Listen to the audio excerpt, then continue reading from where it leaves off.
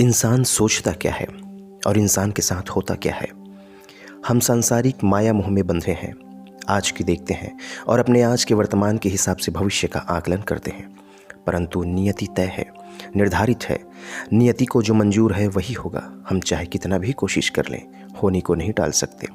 नमस्कार, story university देख रहे हैं आप और मैं भीम सिंह साहू आज आपको सुनाने वाला हूँ नियति पर आधारित एक बहुत ही सुंदर कहानी। एक प्रसिद्ध रूसी कहानी है। तलस्तान एक छोटी सी कहानी लिखी है। मृत्यु के देवता ने अपने एक दूत को भेजा पृथ्वी पर। एक स्त्री मर गई थी, उसकी आत्मा को लाना था।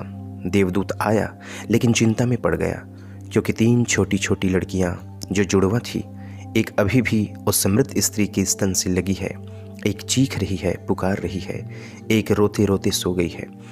उसकी आंसू उसके आंखों के पास सूख चुकी है। 3 छोटी छोटी जुड़वा बच्चियां और स्त्री मर गई है और देखने वाला कोई भी नहीं। पति पहले ही मर चुका है, परिवार में और कोई भी नहीं। इन 3 छोटी बच्चियों का क्या होगा? उस देवदूत को यह ख्याल आया और वो खाली हाथ वापस लौट गया। उसने अपने प्रधान से कहा कि मैं ना ला सका, मुझे क्षमा करें, लेकिन आपको स्थिति का पता ही नहीं है। 3 जुड़वा बच्चियां हैं, छोटी छोटी, दूध पीती। एक अभी भी मृत स्तन से लगी है, एक चीख रही है, पुकार रही है, एक रोते रोते सो गई है। हृदय मेरा ला न सका। क्या ये नहीं हो सकता कि उस स्त्री को कुछ दिन और जीवन के दे दिए जाएं? कम से कम लड़कियां थोड़ी बड़ी हो जाए और कोई देखने वाला नहीं, पति पहले ही मर चुका है। तब मृत्यु के देवता ने कहा कि अच्छा, तो तू अब समझदार हो गया है। उससे ज़्यादा जिसकी मर्जी से मौत होती है, जिसकी मर्जी से जीवन होता है, तब तो तुमने पहला पाप कर दिया और इसकी सज़ा तुझे मिलेगी। और सज़ा यह है कि तुझे पृथ्वी पर चले जाना पड़ेगा, और जब तक कि तू 3 बार हंस न लेगा अपनी मूर्खता पर, तब तक वापस न आ सकेगा।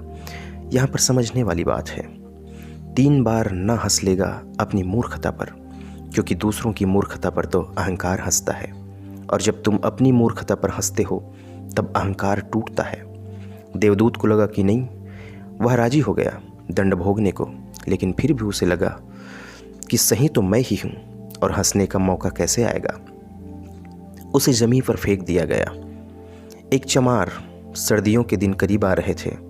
वह बच्चों के लिए स्वेटर और कंबल खरीदने शहर गया था, कुछ रुपए इकट्ठे करके। जब वह शहर जा रहा था तब रास्ते पर उसने एक नंगे ठिठुरते हुए इंसान को देखा। नंगा आदमी वही देवदूत है जो पृथ्वी पर फेंक दिया गया था। उस चमार को दया आ गई और बजाय उसने बच्चों के कंबल और स्वेटर खरीदने के, उसने इस नंगे आदमी के लिए स्वेटर और कंबल खरीद ली। इस आदमी के पास कुछ खाने पीने को ना था, घर भी ना था, छप्पर भी ना था जहाँ रुक सके। तब चमार ने कहा, मेरे साथ ही आ जाओ मेरे घर, लेकिन अगर मेरी पत्नी नाराज़ हो गई, जो कि निश्चित है वो होगी, क्योंकि बच्चों के लिए कपड़े खरीदने आया था और वो पैसे तो खर्च हो गए। अगर वो नाराज़ हो, चिल्लाए, तो तुम परेशान मत होना, थोड़े दिन में सब कुछ ठीक हो जाएगा। उस देवदूत को लेकर चमार घर लौटा। न तो चमार को पता है कि देवदूत घर आ रहा है, न ही पत्नी को पता है। जैसे ही देवदूत को लेकर चमार घर पहुंचा, पत्नी एकदम पागल सी हो गई, बहुत नाराज हुई, चीखी, चिल्लाई, और देवदूत पहली दफ़ा हंसा। चमार ने उससे कहा कि हंसते हो, बात क्या है? उसने कहा कि जब मैं 3 बार हंस लूँगा तब बता दूँगा।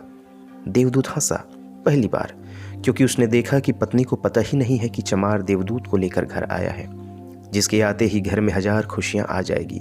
लेकिन आदमी देखी कितनी दूर तक सकता है। पत्नी तो इतना ही देख पा रही है कि बच्चों के कंबल और कपड़े नहीं आ पाया। जो खो गया उसे देख पा रही है, लेकिन जो मिला है उसे देख नहीं पा रही है कि देवदूत घर में आ चुका है, जिसके आने से घर में 1000 खुशियों के द्वार खुद ब खुद खुल जाएंगे।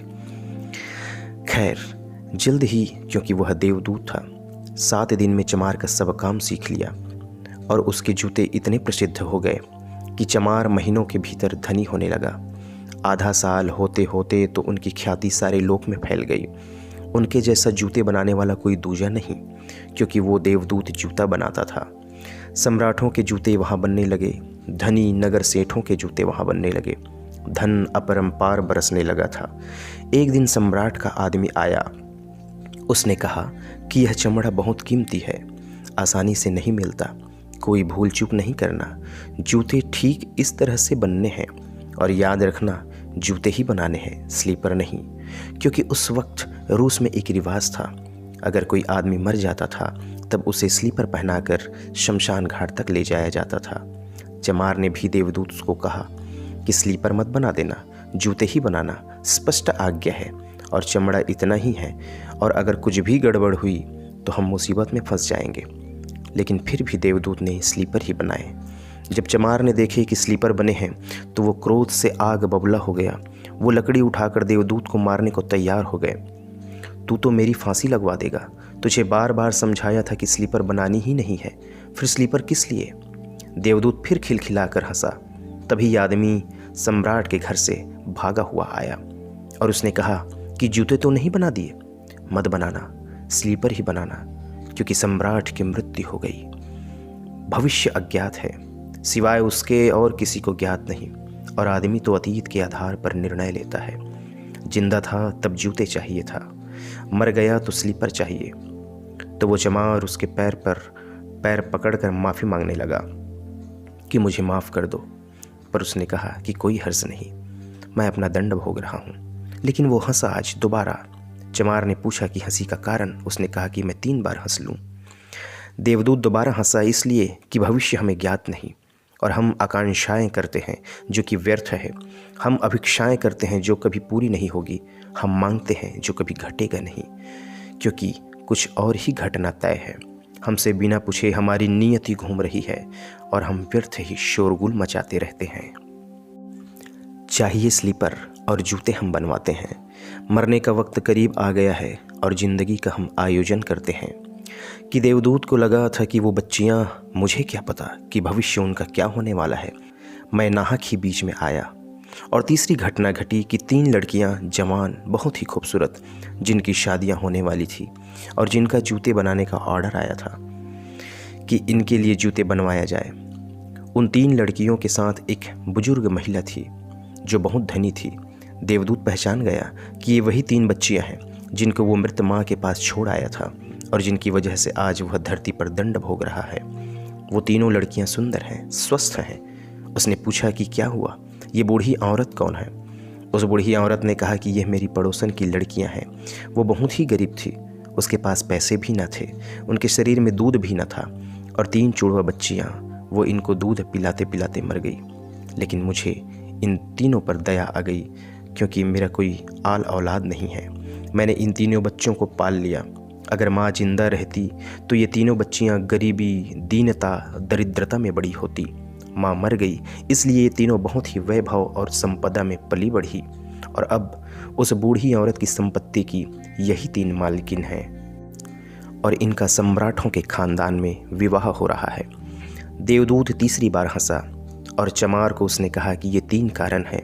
भूल मेरी थी, नियति बड़ी है, और हम उतना ही देख पाते हैं जितना देख पाते हैं। जो नहीं देख पाते बहुत विस्तार है उनका, और हम जो देख पाते हैं उसका जरा भी अंदाज़ा नहीं लगा पाते। जो होने वाला है, जो होगा, मैं अपनी मूर्खता पर 3 बार हंस चुका हूँ।